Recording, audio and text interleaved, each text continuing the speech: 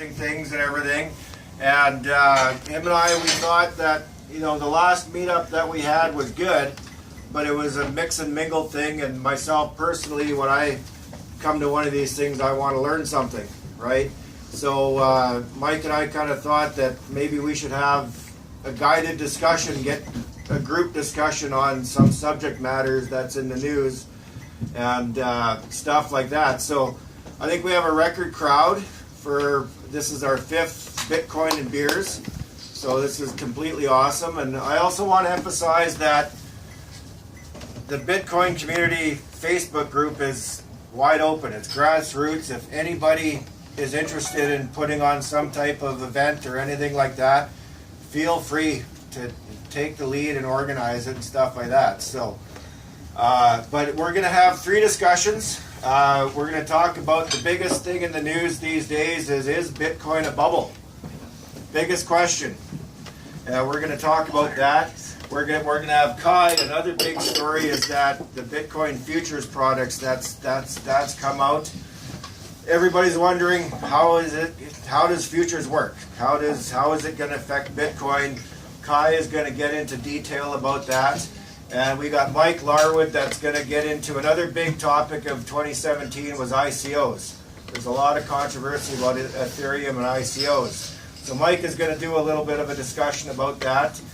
Then after that it'll be just a mix and mingle and talk about crypto here. So that's well, let's kind of start things off. So my question here, I basically have 5 questions. And is Bitcoin a bubble? And I think before we should start talking about, just give me 1 second here. There we go. So I think the first thing that we should talk about, before we start talking about, we should know who the bulls and the bears are. And you guys, most people here know who they are. But on one side of it, we all know Jamie Dimon. He is the biggest bear of them all, right? He said you're stupid if you buy Bitcoin.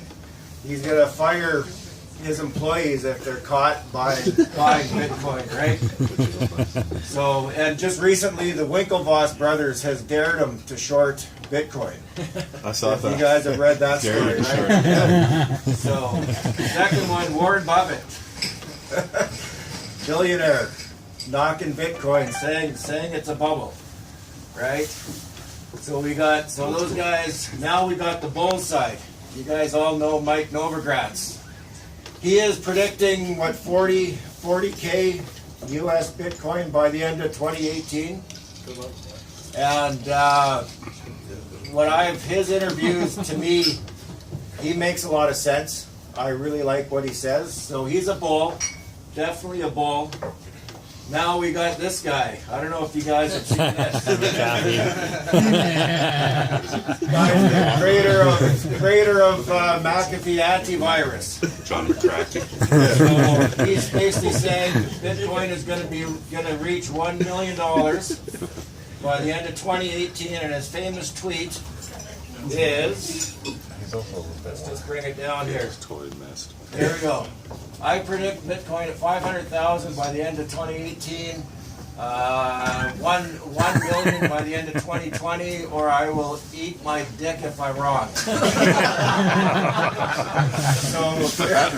he did. It's right up there.